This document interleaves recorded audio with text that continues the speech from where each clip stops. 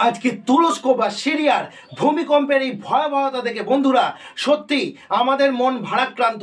আমরা দেখেছি কিভাবে ভবন, বিল্ডিং, সমস্ত কিছু, রাস্তাঘাট তাসের ঘরের মতো নিমেষের মধ্যে গুঁড়িয়ে গেছে এবং লক্ষ কোটি মানুষের প্রাণ চলে গেছে। একটা কথা একদমই ঠিক যে রিক্টার স্কেলের যে ভূমিকম্পের মান 7 থেকে 8-এর মধ্যে থাকে বা তার বেশি, সেখানে কিন্তু সমস্ত কনস্ট্রাকশনাল স্ট্রাকচারই কিন্তু নিমেষের মধ্যে গুঁড়িয়ে চলে যাবে।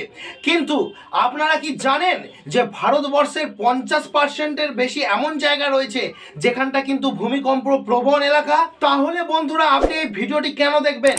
আজকে আমি ইঞ্জিনিয়ার হিসেবে আপনাদেরকে বলে দেবো, শুধুমাত্র পশ্চিমবাংলা নয়, ভারতবর্ষের ম্যাপকেও যদি আমরা দেখি যে আমাদের টোটাল ভারতবর্ষকে 5টি জোনে ভাগ করেছি ভূমিকম্প প্রবণ এলাকা হিসাবে। তার মধ্যে সব থেকে খতরনাক জোন হচ্ছে জোন 5। এবং আপনারা এখন দেখতেই পাচ্ছেন যে পশ্চিমবঙ্গের যে ম্যাপ আপনাদের সামনে তুলে ধরেছি, তাতে করে দেখা যাচ্ছে যে পশ্চিমবঙ্গের যে সমস্ত জেলাগুলি জোন 4-এর মধ্যে পড়ে সেগুলো হচ্ছে ওই দার্জিলিং, জলপাইগুড়ি বা পার্বত্য অঞ্চলের জেলাগুলি। এখন ঘটনা হচ্ছে বন্ধুরা, আজকের ভিডিওটি কেন গুরুত্বপূর্ণ সেটা দেখুন। কারণ আমরা 7 বা 8-এর ভূমিকম্পের কথা ছেড়েই দিলাম, যে ভূমিকম্পটি বছরে 2 থেকে 1 বার হয়ে থাকে, কিন্তু বছরে হাজার হাজার বার যে ভূমিকম্পটি হয়ে থাকে তার মান 3 থেকে 4-এর মধ্যে থাকে। এখন প্রশ্ন হচ্ছে, আমরা যে বাড়িগুলি বানাচ্ছি, যার মধ্যে আমরা রাতে নিশ্চিন্তে ঘুমোচ্ছি, সেই বাড়িগুলো কি ওই 3 থেকে 4 রিক্টার স্কেলে যে ভূমিকম্প হয় তাতে সুরক্ষিত? আর যদি 2 বা 2.5 রিক্টার স্কেলে ভূমিকম্পের মান থাকে, তবে সেক্ষেত্রেও কি আপনার বাড়ির বিভিন্ন অংশ অতি সহজেই ফেটে যাচ্ছে? সেই নিয়েই কিন্তু আজকের এই ভিডিওটি। এখন বন্ধুরা আপনাদেরকে একটা সমীক্ষা দিই। ভারতবর্ষের 41%-এর মতো এমন জায়গা রয়েছে যেটা জোন 2 ক্যাটাগরিতে পড়ে। এখন আপনি হয়তো ভাবছেন যে জোন 2 সেটা আবার কি? জোন 2 ক্যাটাগরিতে থাকা অঞ্চলগুলির মধ্যে ভূমিকম্পের ফলে ক্ষয়ক্ষতির সম্ভাবনা অত্যন্ত কম, মানে ড্যামেজ রিস্কটা কিন্তু খুবই সামান্য, নেই বললেই চলে। আর জোন 3 ক্যাটাগরিতে যেগুলো রয়েছে সেগুলো মডারেট ড্যামেজ রিস্ক রয়েছে, অর্থাৎ মাঝামাঝি ড্যামেজ কন্ডিশনে রয়েছে।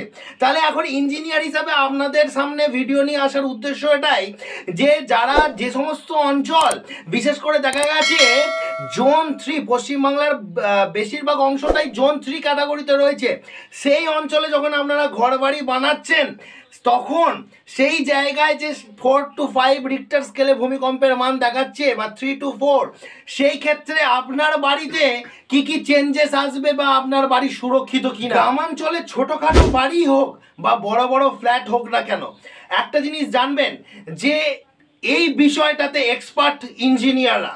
তাই বাড়ি করার আগে সবার প্রথমে ইঞ্জিনিয়ারের পরামর্শ নিন। আপনি যখন গ্রামাঞ্চলে পুকুরের ধারে বা রাস্তার ধারে বাড়ি বানাচ্ছেন, তখন একটা জিনিস আমরা সাইটে গিয়ে দেখছি, অনেক ক্ষেত্রে তো এমন হয় অনেক ভুল হয়ে যাওয়ার পর তারপর তারা ইঞ্জিনিয়ারের কাছে আসে, তখন গিয়ে আর সেই ভুলকে সংশোধন করা যায় না। আমরা অনেক জায়গায় দেখেছি যে ইটের ভিতের যে ম্যাসনারি স্ট্রাকচারের বাড়ি তারা করেছে, সেখানে সেই ভিতের নিচের অংশে তারা কিন্তু কোনোরূপ কোনো আরসিসি প্রোভাইড করেনি, অর্থাৎ তারা মাটিটাকে পেটাই করে তার উপর ইটের ভিত দিয়ে বাড়ি তৈরি করা শুরু করে দিয়েছে। এখানে আপনাদেরকে বলি, সবার প্রথমে বাড়ি তৈরি করার আগে মাটির মধ্যে একটা ব্যান্ড প্রোভাইড করতে হবে, একটা আরসিসি দিতে হবে, অর্থাৎ যে ঢালাইটা আপনি দিচ্ছেন তার মধ্যে আপনাকে রড দিতে হবে, কারণ রডই কিন্তু টেনশনে ঢালাইকে ক্র্যাক হতে দেবে না এবং সমগ্র বাড়িটাকে এই হাতের তালুর উপর যদি কিছু রাখি, যেমন সেই জিনিসটাকে তালু ধরে রাখতে পারবে, সেরকম সমগ্র বাড়িটাকে ওই আরসিসি ধরে রাখতে পারবে।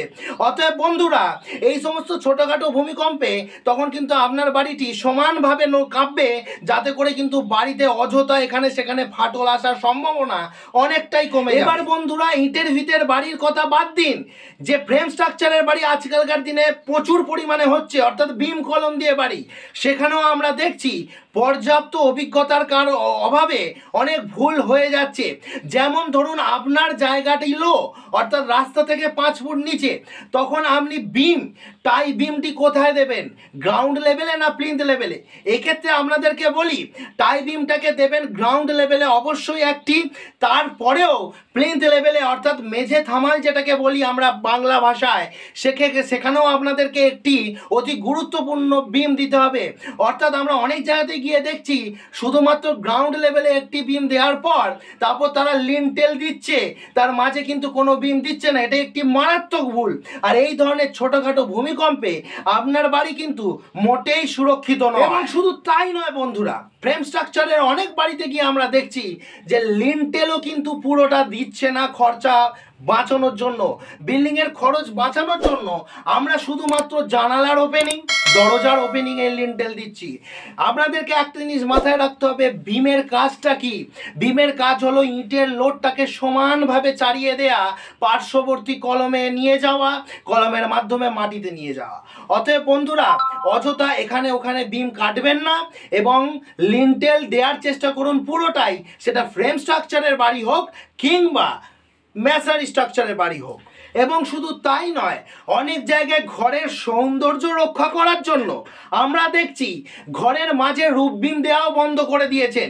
আপনাদেরকে প্রসঙ্গত উল্লেখ করে দিই যে একটি ঘর যদি 16 ফুট বা 14 ফুটের বেশি লম্বা হয়, তাহলে অবশ্যই সেখানে ঘরের মাঝে একটি 10 ইঞ্চি চওড়া ও 10 ইঞ্চি হাইটের রূপ বিম অবশ্যই দেবেন।